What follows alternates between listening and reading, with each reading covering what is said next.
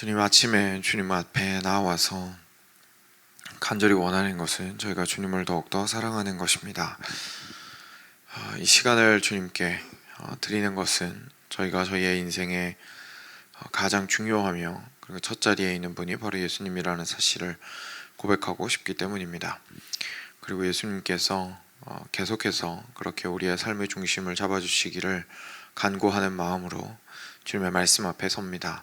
사랑하는 주님, 주님을 향한 사랑이 이 모든 시간들을 통하여서 고요한 가운데 주의 말씀을 묵상하고 주께 찬양하며 첫 시간을 주님 앞에서 보내는 시간 가운데 주께서 불지펴 주시기를 간절히 간구드립니다.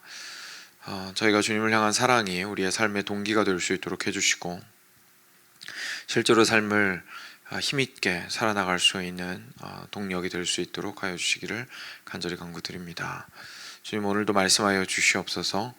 계시록을 통하여서 저희가 하나님의 뜻을 더욱더 알게 될 뿐만 아니라 무엇보다도 주께서 얼마나 우리를 사랑하시는지를 깊이 있게 깨달아 알게 되는 귀한 시간 되도록 하여 주시기를 간절히 간구드립니다. 우리 주 예수 그리스도의 이름으로 기도드렸습니다. 아멘. 네, 계시록 오늘 2장이죠. 2장 1절부터 11절 같이 보겠습니다.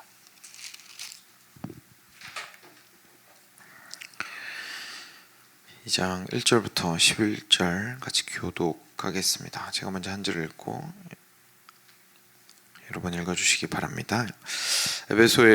에베소 교회의 사자에게 편지하라. 오른손에 있는 7별을 붙잡고 7금 촛대 사이를 거니시는 이가 이르시되 내가 내 행위와 수고와 내 인내를 알고 또 악한 자를 용납하지 아니한 것과 자칭 사도라 하되 아닌 자들을 시험하여 그의 거짓된 것을 내가 드러낸 것과 또 내가 참고 내 이름을 위하여 견디고 게으르지 아니한 것을 아노라. 그러나 너를 책망할 것이 있나니 너의 처음 사랑을 버렸느니라. 그러므로 어디서 떨어졌는지를 생각하고 회개하여 처음 행위를 가지라. 만일 그리하지 아니하고 회개하지 아니하면 내가 내게 가서 내 촛대를 그 자리에서 옮기리라. 내가 니골라당의 행위를 미워하는도다. 나도 이것을 미워하노라.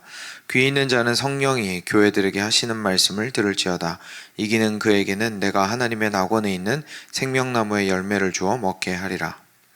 서머나 교회의 사자에게 편지하라. 처음이며 마지막이요 죽었다가 살아나신 이가 이르시되 내가 내 환난과 궁핍을 알거니와 실상은 내가 부요한 자니라. 자칭 유대인이라 하는 자들의 비방도 알거니와 실상은 유대인이 아니요 사탄의 회당이라. 너는 장차 받을 고난을 두려워하지 말라. 볼지어다 마귀가 장차 너희 가운데에서 몇 사람을 옥에 던져 시험을 받게 하리니 너희가 10일 동안 환난을 받으리라. 내가 죽도록 충성하라. 그리하면 내가 생명의 관을 내게 주리라. 함께 읽겠습니다. 귀 있는 자는 성령이 교회들에게 하시는 말씀을 들을지어다. 이기는 자는 둘째 사망의 해를 받지 아니하리라. 아멘. 네, 예수님께서 어제 본문을 통해서 1장 본문을 통해서 에베소, 서머나, 버가모, 두아디라, 사데, 빌라델비아, 라오디게아 이제 7교회에게 소아시아 7교회에게 편지를 쓰라고 말씀을 하셨습니다. 그리고 그 7촛대죠. 7촛대 사이에서 이제 인자로 나타나신 모습들을 보여주셨습니다. 그리고 나서 이제 오늘 본문에서 정말로 어떤 말을 전해야 하는지에 대해서 이제 이야기하기 시작하시는 거죠. 7교회에 대해서 차근차근 하나씩 나오게 되는데 오늘은 에베소와 서머나 교회에 대해서 함께 보겠습니다. 이게 앞으로 이 7교회를 향한 말씀을 통해서 계속해서 보시게 되겠지만 처음이 아니라 전체가 같은 구조로 되어 있는 것을 아마 발견하실 수 있을 겁니다. 처음에는 예수님의 모습이 나오고요. 근데 그 예수님 모습이 갑자기 새로운 모습이 아니라 어제 봤던 1장에서 나오는 예수님의 그 모습에서 일부를 떼서 처음에 소개를 하는 겁니다. 이 예수님. 그래서 에베소 같은 경우에는 오른손에 7별을 붙잡고 7금 촛대 사이를 거니시는 이가 이르시되. 그래서 어제 했던 그 어제 살펴보았던 1장 환상에서 일부를 지금 떼와서 이야기를 하고 있는 것이죠. 그렇게 되어 있고요. 그리고 중간 부분에는 그들이 칭찬받을 만한 것들, 잘한 것들, 그리고 책망받을 만한 것들에 대해서 이야기하십니다. 그리고 맨 마지막에는 경고도 하시고, 그리고 소망을 가질 것에 대해서 위로도 하시고, 그리고 가장 마지막에 귀 있는 자는 성령이 교회들에게 하시는 말씀을 들을지어다 이기는 그에게는 이라고 하시면서 이제 하나님께서 이 각 교회에게 주시는 말씀을 정말로 성령을 가지고 있는 그리스도인이라면 온전히 들을 수 있어야 할 것이다 라고 이야기하시고, 그리고 끝까지 그 믿음을 가지고 버티는 자가 이기는 자다. 그리고 그 이기는 자에게는 내가 이러저러한 복들을 허락하리라 라고 이제 이야기하시는 것으로 이렇게 구조가 동일하게 반복이 됩니다. 그래서 비슷한 내용들이 계속 등장을 하는데요. 근데 각 교회마다 상황이 달랐기 때문에 어떤 교회는 정말 칭찬만 잔뜩 받은 교회도 있고요. 어떤 교회는 굉장히 큰 책망을 받은 교회도 있고요. 또 어떤 교회는 섞여 있었습니다. 근데 여기에서 저희가 구체적으로 들어가기 전에 한 가지 기억해야 할 점은요.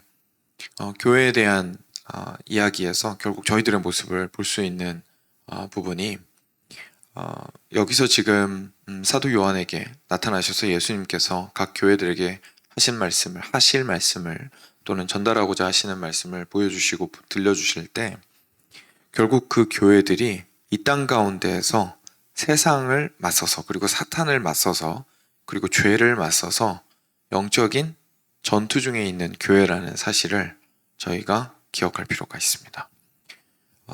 저희가 마침 의도한 건 아니었는데 그 교회가 마주한 싸움의 대적들에 대해서 4차례에 걸쳐서 함께 살펴보았었죠. 그래서 죄와 세상과 그리고 사탄에 대해서 보았는데요. 교회가 실제로 이 세 대적들을 함께 하나님께 속하지 않은 것으로 여기고 적극적으로 대항하고 스스로를 하나님의 자녀로서의 모습을 지키고자 하지 않으면 결국 하나님께 책망을 받았고, 그리고 그랬을 때에 그런 모습을 지켰을 때에 하나님께 칭찬을 받은 것을 제가 보게 될 겁니다. 단지 그 공격의 방식이 각 교회마다 조금 달랐을 뿐이었죠. 보겠습니다. 에베소 교회입니다. 에베소 교회에게 나타나실 때에는 특별히 오른손에 있는 7별을 붙잡고 그리고 7 금초대 사이를 거니시느니 라는 부분이 강조가 되어 있습니다. 근데 예수님께서 나타나신 이 일부 부분들이요, 그 교회의 문제랑도 연관이 있습니다. 그래서 그게 무엇이었는지는 조금 이따가 함께 그 교회 문제랑 함께 말씀드리겠습니다. 내가 내 행위와 수고와 내 인내를 알고 또 악한 자들을 용납하지 아니한 것과 자칭 사도라 하되 아닌 자들을 시험하여 그의 거짓된 것을 내가 드러낸 것과 또 내가 참고 내 이름을 위하여 견디고 게으르지 아니한 것을 아노라고 말씀하십니다. 에베소 교회가 받은 칭찬이었습니다. 네가 열심히 한 것, 수고스럽게 한 것들, 그리고 인내한 것들을 내가 잘 알고 있다. 내가 잘 알고 있다. 그런데 거기에는 구체적으로 악한 자들을 용납하지 않았고, 다시 말해서 하나님의 진리를 올바르게 전하지 않는 자들, 세상에서 죄를 하찮게 생각하고 그냥 죄를 지어도 된다고 말하는 이들, 그런 이들을 용납하지 않았고, 그리고 그 중에는 더 구체적으로 자칭 사도라고 하는 사람들이 있었는데, 다시 말해서 예수님의 제자라고 말하는 사람들이 있었던 거죠. 근데 예수님의 제자라는 그 사도라는 표현을 쓴 것은 결국은 같은 권위와 같은 능력을 가지고 있다고 다른 사람들을 현혹하기 위한 것이었습니다. 12제자, 이름도 알고 얼굴이 얼마나 알려졌을지는 잘 알 수는 없겠지만 그래도 굉장히 유명한 분들이었기 때문에 그 당시에는 모두가 알고 있었을 텐데 그 이외에도 다른 사도가 있다는 식으로 얘기하면서 자칭 사도다라고 얘기하는 사람들이 있었던 거죠. 그래서 그 사람들을 에베소 교회가 어떻게 했냐면 시험하였습니다.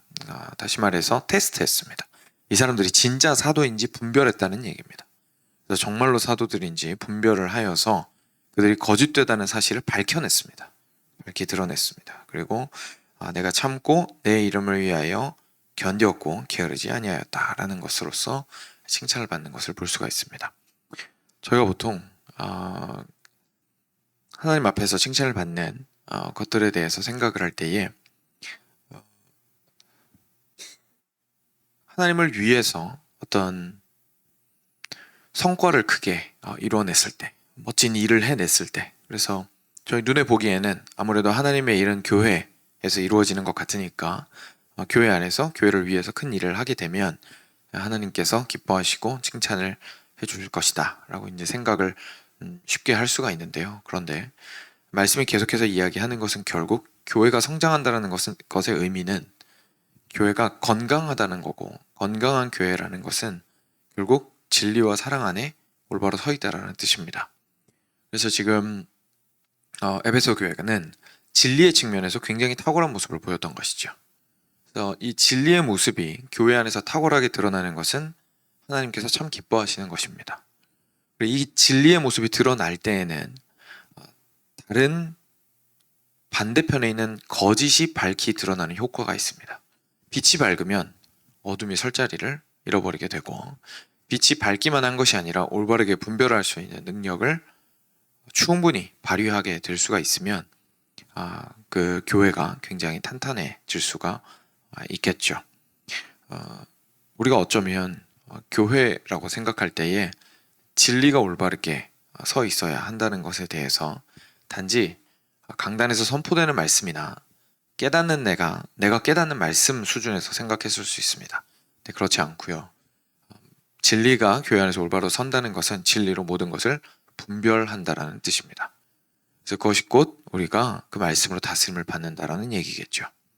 그래서 거짓을 이야기하고 참되지 않은 것을 말하며 하나님의 진리에서부터 멀어지는 이야기를 하는 것에 대해서 교회는 편안하게 생각하고 그냥 그러려니 해서는 안 됩니다. 그것에 대해서 올바르게 지도하고 이야기를 할 수가 있어야겠죠. 그래서 예수님께서 교회에게 권면하고 그리고 징계할 것에 대해서 이야기를 하셨던 것이었습니다. 그래서 이것이 예수님께서 에베소 교회를 크게 칭찬하신 부분이라는 것을 저희가 기억할 필요가 있습니다. 그런데 조금 안타까운 것은 에베소 교회가 그 사랑을 잃어버렸던 것 같습니다. 그래서 그 뒤편에 보시면 그러나 너를 책망할 것이 있으니 너의 처음 사랑을 버렸느니라. 그러므로 어디서 떨어졌는지를 생각하고 회개하여 처음 행위를 가지라. 만일 그리하지 아니하고 회개하지 아니하면 내가 내게 가서 내 촛대를 그 자리에서 옮기리라. 에베소 교회가 좀 안타까운 부분이 있었는데 바로 예수님의 표현에 따르면 처음 사랑을 잃어버렸던 것이었습니다. 이 처음 사랑이라는 것을 저희가 보통 사람의 첫사랑으로 이야기를 하는 경우가 많이 있는데요. 첫사랑의 낭만적인 모습이나 첫사랑의 애틋하고 그리고 이렇게 불같은 사랑을 이야기하는 것으로 생각을 하게 되면 결국 에베소 교회가 그만큼 뜨겁지 않았고 열정이 식었고 이렇게 이제 생각을 할 수가 있는데요. 그 부분에 초점을 맞출 수가 있는데 그런 뜻이 아닙니다. 그런 뜻이 아니고, 왜냐하면 성경은 항상 서로서로 조화롭게 보아야겠죠. 근데 성경은 한 번도 사랑을 우리가 생각하는 사랑으로 말한 적이 없습니다. 불타고 막 정신 못 차리고 무질서하고 감정 따라서 행하고 처음에 어렸을 때에 조절되지 않는 감정이 폭발하는 형태의 사랑 보고 성경은 사랑이라고 말하지 않았습니다. 그렇기 때문에 첫사랑을 회복하라고 하는데 고린도전서 13장에서 나오는 오래 참고, 우리가 하는 첫사랑은 오래 참지 않죠. 오래 참고 인내하고 이런 얘기를 이렇게 함께 생각하기가 힘들 겁니다. 우리가 세상적인 사랑으로 생각을 하게 되면요. 그래서 여기서 말하는 첫사랑은 그런 의미의 첫사랑이 아니고요. 처음에 너희가 잘했다라는 뜻입니다. 그냥 에베소 교회 너희가 처음에는 참 사랑으로 잘했다. 뭘 잘했을까요? 여기서 이제 예수님께서 어떤 모습으로 드러나셨는지가 좀 중요해지는데요. 예수님께서 7 촛대 사이에서 드러난 예수님, 그리고 7 별을 오른손에 쥐고 계신 분으로서 지금 드러났습니다. 이 두 가지가 다 교회를 의미한다고 저희가 1장 마지막 부분에서 살펴보았었는데요. 근데 이 교회를 의미하는 상징물을 별이나 촛대로 했던 이유는 증인된 삶이 이기 때문에 그렇습니다. 빛은 밝히는 것입니다. 빛은 어둠을 밝히는 것입니다. 그래서 교회에게는 굉장히 중요한 역할이 있는데 바로 예수님께서 승천하신 이후에 주셨던 증인으로서의 역할이었습니다. 어두운 세상 가운데 빛으로서 소금으로서 작동하는 것이었죠. 에베소 교회가 지금 책망받고 있는 것은 하나님을 향한 사랑을 잃어서 결국은 어떤 것이 문제가 되었냐면 세상 가운데에서 밝히 빛나는 모습을 보이지 못했던 겁니다. 증인으로서의 삶을 살지 못했던 거죠. 그게 실제로 사랑하지 않은 것일 수도 있고요. 서로서로 하나님을 향한 사랑이 식으면서 서로서로 사랑하지 못했을 수도 있고요. 여러 가지 측면에서 그 증인으로서의 삶을 잘 보이지 못했던 것 같습니다. 그래서 그것에 대해서 책망을 받는 것들을 지금 보여주고 있습니다. 근데 이 책망이 굉장히 무섭습니다. 왜냐하면 그러니까 어디서 떨어졌는지 생각하고, 그러니까 굉장히 구체적으로 어디서부터 문제가 있었는지, 무엇이 문제였는지 판단하라는 얘기입니다. 정확하게 파악하고 왜 어디서 문제가 생겼는지, 그리고 회개해라. 무슨 말이죠? 정확하게 돌이키라는 뜻이죠. 그냥 두루뭉술하게 눈물 흘리고 끝내지 말고 정확하게 어디에서 잘못되었는지를 파악하고 거기에서부터 실질적으로 돌이키란 얘기죠. 그리고 거기에서 회개하여서 처음 행위를 가지라. 그래서 그냥 흘려보내지 말고 그땐 좋았거니 하고 흘려보내지 말아라. 첫사랑은 되찾을 수가 없습니다. 그죠? 우리가 생각하는 첫사랑은. 그렇기 때문에 다시 한번 저희가 보통 생각하는 첫사랑의 의미가 아니라는 것을 좀 알 필요가 있겠습니다. 그리고 나서 결과가 무서운데 회개하지 않으면 내가 너에게 가서 촛대를 그 자리에서 옮겨버리겠다 라고 말씀하십니다. 이 촛대가 결국 뭐였다고요? 증인으로서의 삶입니다. 그죠? 증인으로서의 삶. 다시 말해서 다시 빛나지 못하게 하겠다 이 말씀인 겁니다. 촛대로 옮겨버리겠다 이 말씀이 다시 빛나지 못하게 하겠다 이 뜻인 거죠. 누가 먼저 이 표현을 시작했는지 모르겠는데 하나님께서 회개하지 않으면 이 교회에서 촛대를 옮기실 겁니다 라고 하면서 이제 굉장히 강하게 설교하는 내용들이, 그 표현들이 많이 유행을 했던 때가 있는 것 같습니다. 모르겠습니다. 지금도 쓰시는 분 있는지 모르겠는데, 근데 그 촛대를 옮긴다라는 표현 굉장히 무서운 표현입니다. 왜냐하면 증인이 되지 못하게 하겠다라는 뜻이기 때문에 그 말은 그리스도인이 아니란 얘기입니다. 그리스도인이 아니란 얘기입니다. 그러니까 촛대를 옮기겠다는 건 잘 나가지 못하게 하겠다, 더 이상 성장을 못하게 하겠다라는 뜻이 아닙니다. 증인이 못되게 하겠다라는 뜻은 그리스도인이 더 이상 아니다라는 뜻입니다. 그렇기 때문에 제가 함부로 쓰면 안 되겠죠. 촛대를 옮기신다라는 표현을. 지금 예수님께서 에베소 교회에게 굉장히 진지하게 말씀하시는 겁니다. 너네 계속 증인으로서의 삶을 살지 못하면 죽는다. 그 얘기 하시는 겁니다. 죽는다. 내가 더 이상 증인으로 살아갈 수 없도록 하겠다라고 말씀하시는 것이죠. 오직 내게 이것이 있으니 내가 니골라당의 행위를 미워하는도다. 나도 이것을 미워하노라. 이게 아마 앞부분에 나온 악한 사람들과 같은 사람들일 수도 있고요. 아닐 수도 있습니다. 그래서 또 다른 사람일 수도 있는데 어쨌든 그 당시에 굉장히 그 율법을 무시하고 그리고 그냥 자유롭게 살면 된다고 이야기했던 이단 중에 하나였는데 하나님께서 미워하시는 이들을 에베소 교회도 미워하고 있었던 것으로 또 다시 한번 칭찬을 받았습니다. 그리고 나서 말씀하시죠. 귀 있는 자는 성령이 교회들에게 하시는 말씀을 들을지어다. 이기는 그에게는 내가 하나님의 낙원에 있는 생명나무의 열매를 주어 먹게 하리라. 그래서 이 싸움을 끝까지 싸워라. 에베소 교회 너희들에게는 중요한 싸움이 있는데 첫 번째로는 지금까지 잘 해왔던 거, 진리 안에서 그 진리를 굳건하게 지키고 잘 분별해서 악한 사람들과 거짓된 사람들에게 물들지 말아라. 그거 잘했었으니까 끝까지 싸워서 이기자. 그리고 하나님을 끝까지 사랑해서 이 땅 가운데서 빛으로서 소금으로서 살아가는 삶을 포기하지 말아라. 끝까지 이기자. 그러면 하나님의 낙원에서 생명나무의 열매를 주어 먹게 하리라. 결국은 이제 그 계시록 20장과 21장까지 가면 보게 되는데요. 생명나무가 천국에 있는 것을 저희가 보게 되죠. 그래서 결국은 마지막 날에 천국으로 우리가 함께 만나서 거기에서 생명나무로 영생을 누리리라 라고 이제 함께 약속을 얘기해 주시는 겁니다. 이러고 나서 에베소 교회가 어떻게 됐을까요? 역사 속에 재미있게도 기록이 남아 있습니다. 그래서 이그나티우스라고 그 당시에 동시대를 살았던 교부가 있는데요. 그러니까 요한이랑 시대가 겹치는데 그분의 기록이 남아 있거든요. 근데 에베소 교회가 이 얘기를 잘 들었습니다. 그래서 이분도 이제 각 교회에게 쓴 편지들이 아직도 남아 있거든요. 에베소 교회에게 쓴 편지도 2통인가 남아 있고, 그런데 편지들을 보면 에베소 교회가 이 말씀을 듣고 그 첫사랑을 회복하고자 애써서 이그나티우스가 칭찬을 하는 내용이 나옵니다.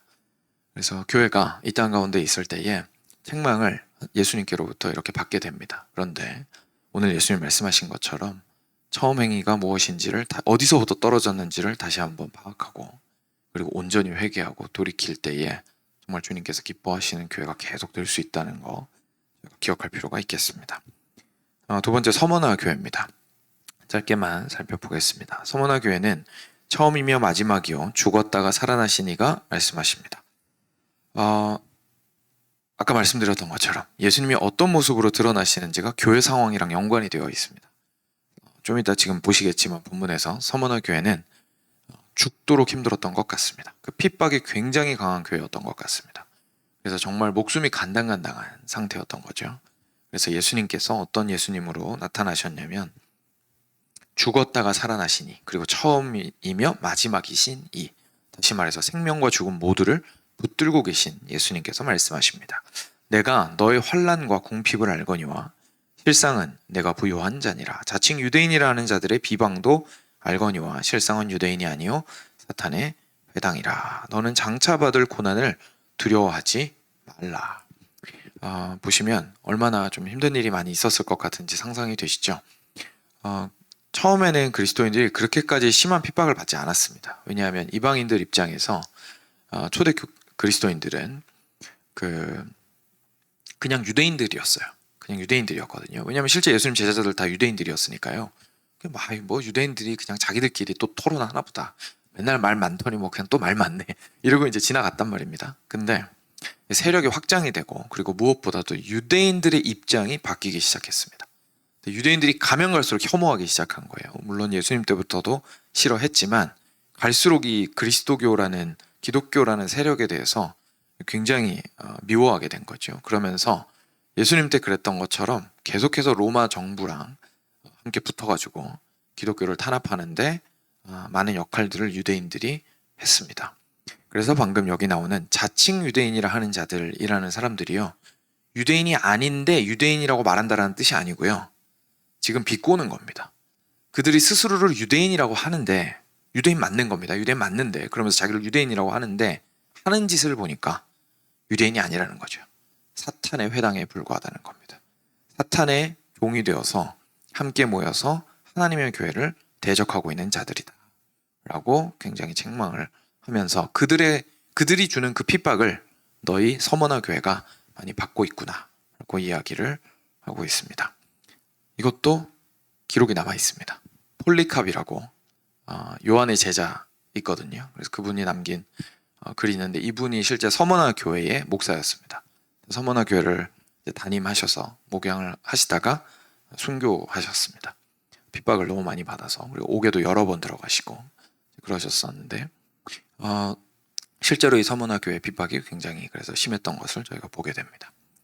죽음을 앞둔 이들에게 두려워하지 말라라고 이야기를 하시죠. 그러면서 볼지어다 마귀가 장차 너희 가운데에서 몇 사람을 옥에 던져 시험을 받게 하리니 너희가 10일 동안 환난을 받으리라. 내가 죽도록 충성하라. 그리하면 내가 생명의 관을 내게 주리라.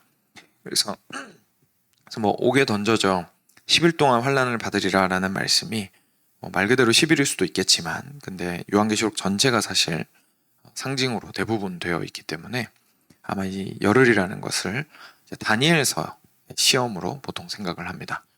다니엘서에서 다니엘과 세 친구가 그 왕 앞에 서기 전에 채식을 했죠.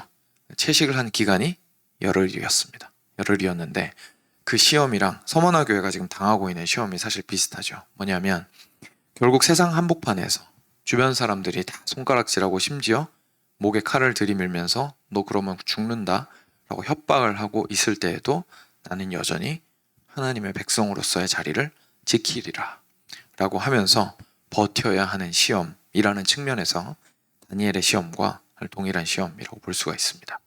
그래서 그런 열흘이라는 숫자로, 왜냐하면 요한계시록 전체가 나오는 숫자들이나 이런 게 다니엘서에 있는 숫자들이 굉장히 많거든요. 그래서 다니엘서를 일부러 이렇게 암시하고 있다고 저희가 생각을 해볼 수 있습니다. 어떤 의도로 쓰여졌던지 확실한 것은 이 땅 가운데에서 교회가 마주한 시험은 실제하는 것이고, 그리고 그 시험은 위험하고 목숨을 내놓아야 할 때도 있지만 그 가운데서 주께서 믿음을 지키기를 원하신다는 것을 저희가 봅니다. 그래서 말씀하시는 거죠. 죽도록 충성하라. 그러니까 이게 우리나라 말에서 죽도록 충성하라는 게 이제 안간힘을 다해서라는 표현이 우리나라에 있다 보니까 그렇게 이해가 될 수 있는 게 아니라, 그게 아니라 진짜 죽을 때까지 이런 뜻이죠. 왜냐하면 실제 핍박을 지금 받고 있기 때문에 너 그러다 죽을 수 있겠지만 이 뜻입니다. 너 그러다 죽을 수 있겠지만 그래도 충성하라. 그러다 정말로 목숨 내놔야 될 수도 있겠지만 그래도 물러지지 말아라. 피하지 말아라. 왜냐하면 내가 생명의 관을 너에게 줄 것이기 때문이다. 그래서 결국 생사를 주관하는 자는 나이니 앞에 있는 이들을 두려워하지 말고 죽음을 마주하라. 내가 반드시 그 이후에 생명의 관을 너에게 허락할 것이다. 라고 예수님께서 이야기하십니다. 귀 있는 자는 성령이 교회들에게 하시는 말씀을 들을지어다. 이기는 자는 둘째 사망의 해를 받지 아니하리라. 그렇죠. 첫째 사망의 해는 받을 수 있습니다. 우리 모두 우리 자신의 죽음은 마주하게 되니까요. 사람들은 첫째 죽음을 어떻게든 피하려고, 진시황이 유명하죠. 불로장생 약 얻으려고 막 전국 방방곡곡에 사람들 보내서 귀하다는 건 다 가지고 왔다는 얘기 하죠. 그래 뭐 그러다가 들리는 말로는 납중독으로 죽었다는 말이 있죠. 납이 몸에 좋다는 얘기를 듣고 먹어서. 그런 얘기가 있을 정도로 이렇게 사람들은 이 땅에서 마주하는 첫 번째 죽음을 너무너무 두려워하면서 살아가지만 예수님께서는 생과 사를 관장하시는, 붙드시는 참 권세자이시기에 첫 번째 죽음을 두려워하지 말고 두 번째 죽음을 절대로 맞이하지 않을 테니, 그 심판, 영원한 죽음은 맞이하지 않을 테니 오늘을 충성되게 살아라 라고 서머나 교회에게 말씀하십니다.